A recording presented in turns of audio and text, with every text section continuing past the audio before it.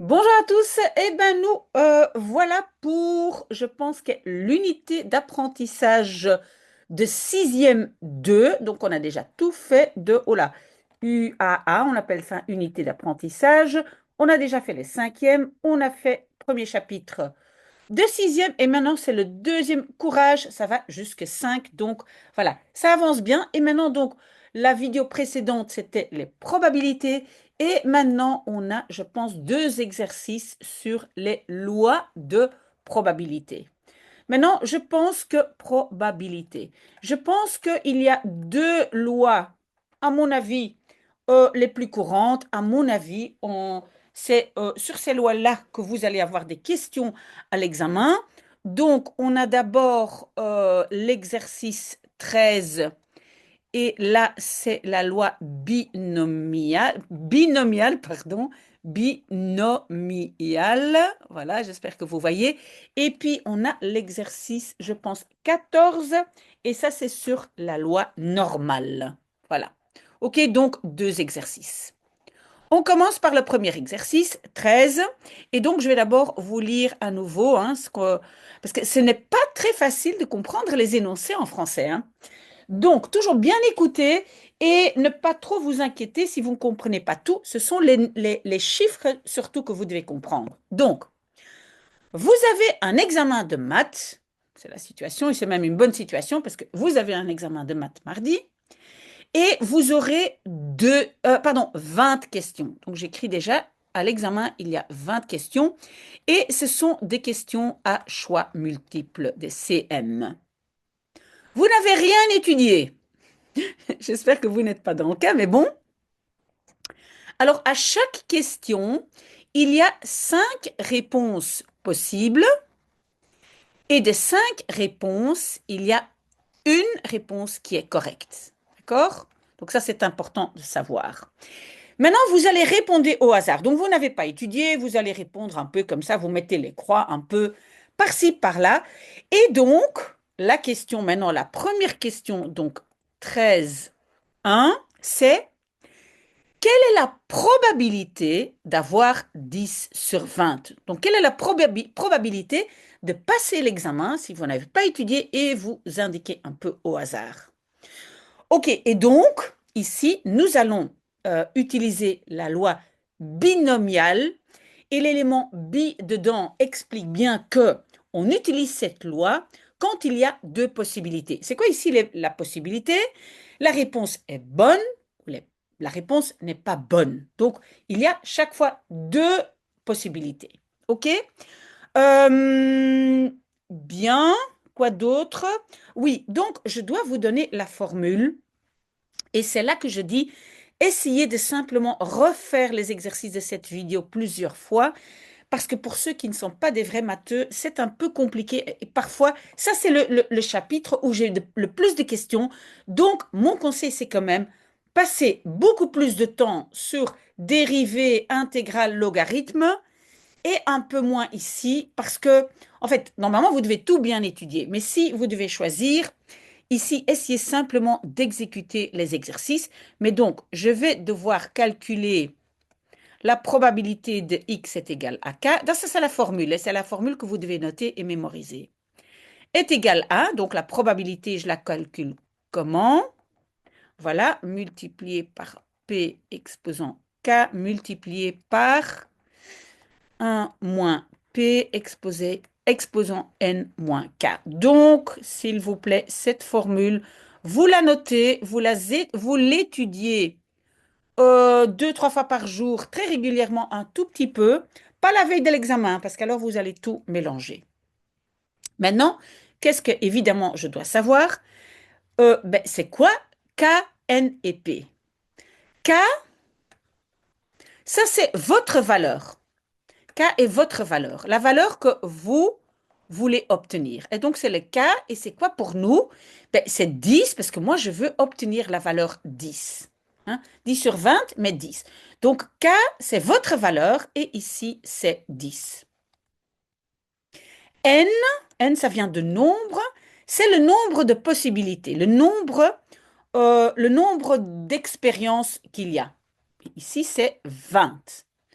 Donc, hein, le nombre d'expériences. OK? Et c'est égal à 20.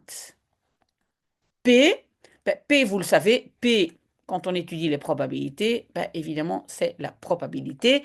Et donc, la probabilité de la réussite. Probabilité de réussite.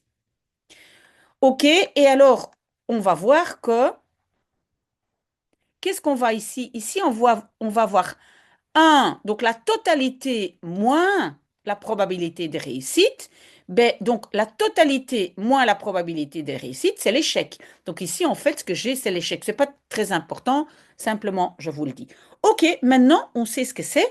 Maintenant, on peut donc essayer, nous, de tout mettre dans la formule. Donc, pour nous, la probabilité que x est égal à 10, hein, ce que nous, on veut obtenir, les 10, est égal à, pour l'instant, je remplis simplement la formule 20, 10, multiplié par la probabilité de réussite.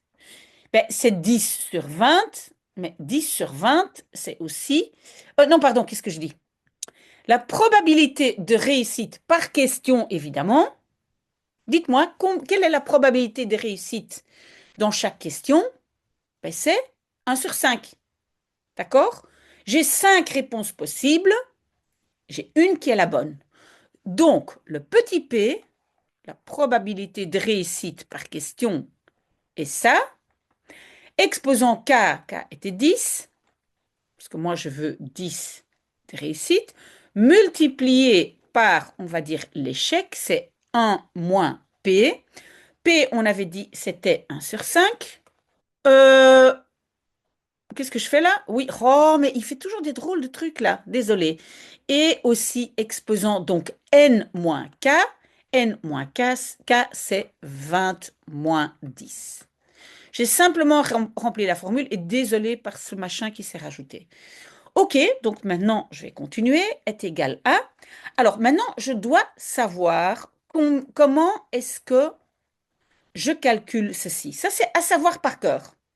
Donc, c'est comment? C'est 20 factoriel divisé par 10 factoriel multiplié par 10 factoriel.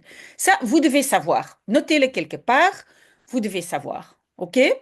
Alors, c'est quoi factoriel? Donc, le point d'exclamation, ça veut dire que, en fait, je fais 20 fois 19 à 18 fois 17 fois 16, etc. jusqu'à 1. Ça, c'est factoriel. Mais n'oubliez pas, vous avez une touche sur votre calculatrice, hein, sinon vous allez être occupé très très longtemps. Donc, cherchez la touche sur la calculatrice. OK? Et puis, multiplier par 1 divisé par 5 exposant 10, multiplié par, ici donc 1 est égal à 5 cinquièmes, 5 cinquièmes moins 1 cinquième, ça fait 4 cinquièmes exposant 10.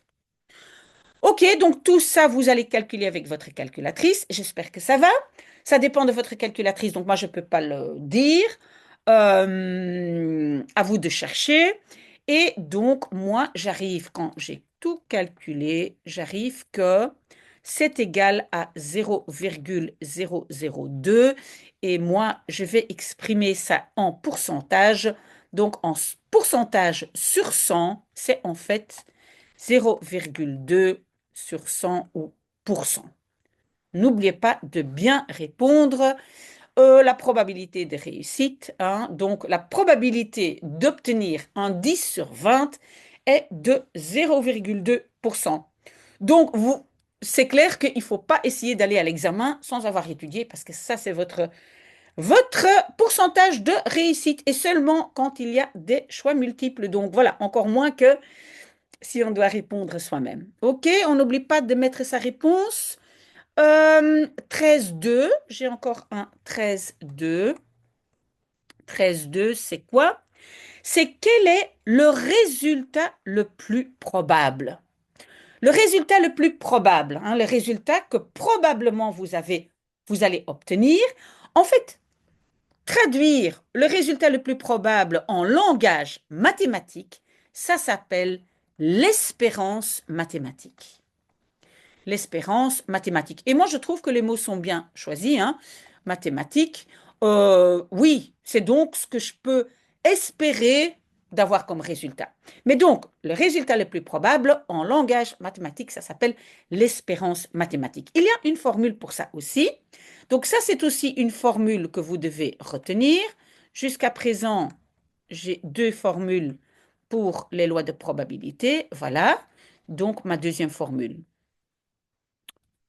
Vous vous rappelez, la première, c'était ça ici, hein, dans le cadre, et la deuxième, c'est celle-là. Et donc, vous mettez bien que E, c'est le E de espérance mathématique. Donc, je vais calculer ça, hein, c'est pas très difficile. L'espérance mathématique est égale, le N était 20, hein, si vous ne savez plus, vous scrollez et vous voyez ici, hein, donc N était 20, ok? Et le P était, ben, on l'avait calculé, hein, P.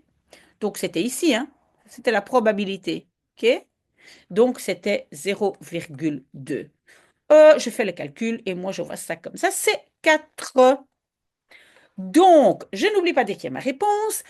L'espérance mathématique ou le résultat le plus probable est, dans ce cas, de 4.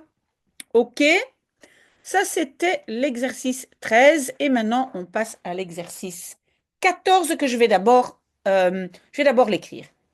Voilà, ici, donc c'est ce qu'on a eu comme question. Voici la représentation de la loi de probabilité de la variable x. Donc on dit que ça parle d'une loi de probabilité. Pour l'instant, on ne sait pas laquelle. Et donc, voilà, qu'est-ce que je vois? Je vois une courbe, hein, en cloche comme ça. Et je peux vous dire, quand je vois une courbe comme ça en cloche, je sais en fait c'est la loi normale. Normale dans le sens, la distribution est normale, est symétrique, etc. Donc, vous voyez ça, vous savez que c'est la loi normale. Et d'ailleurs, donc, la question 14.1, on demande justement ben, de quelle loi est-ce qu'on parle ici quand on voit ce dessin, de quoi ça parle, et donc vous allez répondre bien dans le cadre. Il s'agit de la loi normale. D'accord? Ça, vous pouvez toujours reconnaître. OK, 14.2, qu'est-ce qu'on demande? Quel paramètre peut-on déduire, ou donc quel élément, quel paramètre peut-on déduire sans calcul, et quelle est sa valeur? OK? Ben, écoutez, on en a déjà parlé. Et en fait, qu'est-ce qu'on peut déduire? Ben, on va justement, donc on va dire le sommet, hein, de cette cloche, et on voit que ça correspond à la valeur 2000. Il y avait beaucoup plus de valeurs, hein, mais moi j'ai indiqué simplement quelques valeurs, donc ça continue tous les 200. Et donc, ici, tout au milieu, ça représente quoi? Ça, vous devez retenir.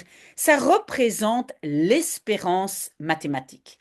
Donc, hein, espérance mathématique, c'était quoi? Ben, on l'a vu dans l'exercice précédent. D'accord? Mathématique. Maintenant, on demande aussi quelle est sa valeur. Donc, alors, je vais l'écrire de façon mathématique, hein, le grand E, c'est l'espérance mathématique. Donc, c'est le résultat le plus probable, n'est-ce pas? De x, espérance mathématique de x est égal à, et regardez, c'est quoi la valeur? Ben, c'est très clair, c'est 2000. OK? Voilà. Donc, ça, c'est ça. Et maintenant, j'ai encore, ça va être très compliqué.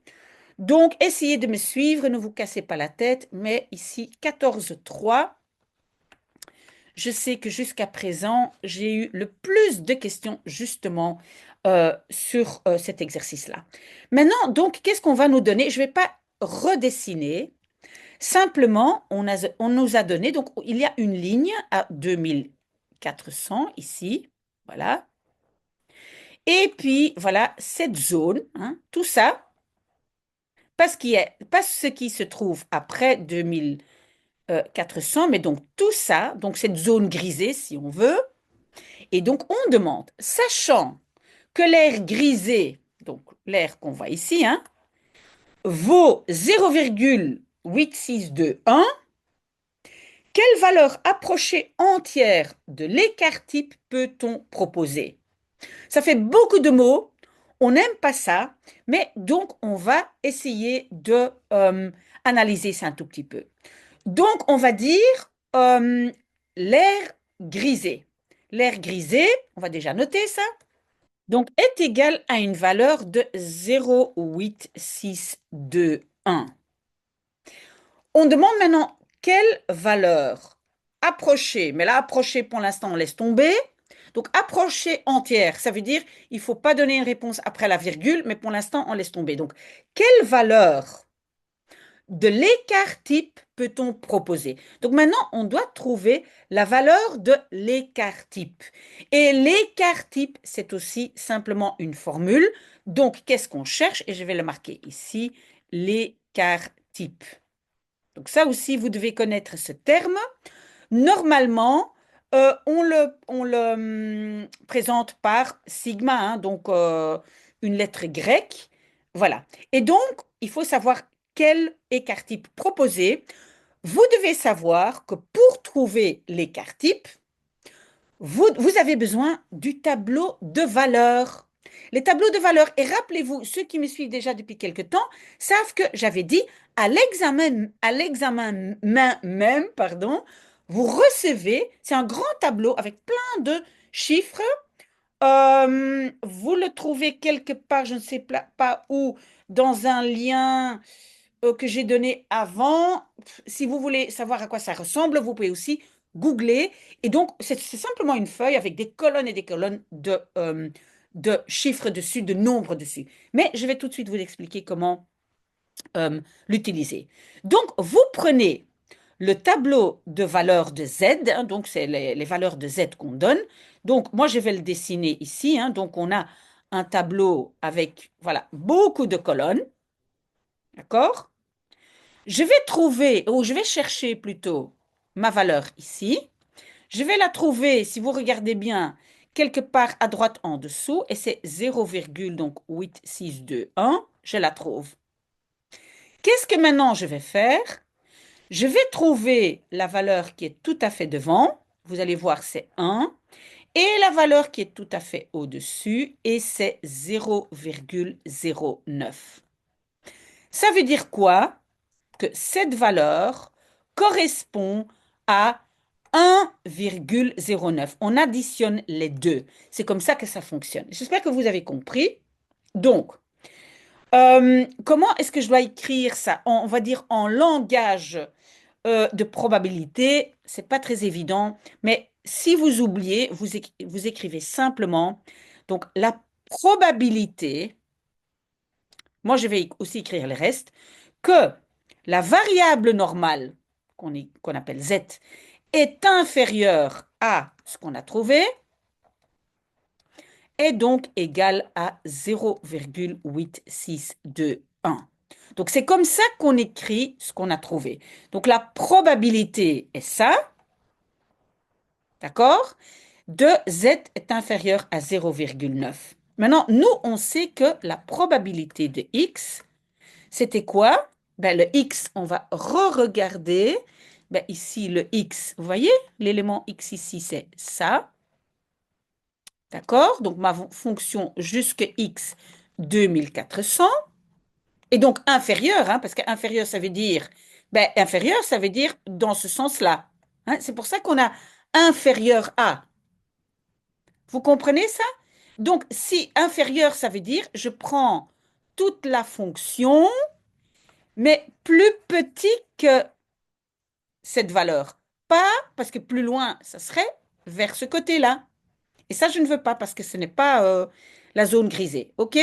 Donc, x c'est quoi? X c'est, pardon, pas égal, mais inférieur à 2400. Donc, est égal à, ben voilà, on a ça. Hein. C'est ce qu'on avait déjà au départ donné. Maintenant, qu'est-ce qu'on doit connaître? On doit connaître la formule pour trouver sigma. Et donc, encore une formule que vous allez noter et étudier très régulièrement, pardon. Z est égal à X moins mu. Mu aussi est une lettre grecque. Ça, c'est l'espérance mathématique divisée par sigma. Donc, cette formule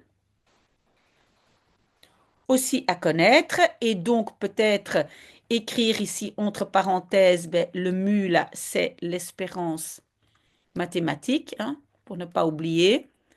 Voilà. C'est la lettre. Ben, donc, on avait aussi écrit un grand E, hein, mais dans la formule, c'est mu. Et ici, en dessous, c'est donc, ça, c'est le fameux sigma, mais normalement, voilà. OK. C'est l'écart type. Pardon, j'allais écrire pas sigma, j'allais écrire écart type. Écart type. OK?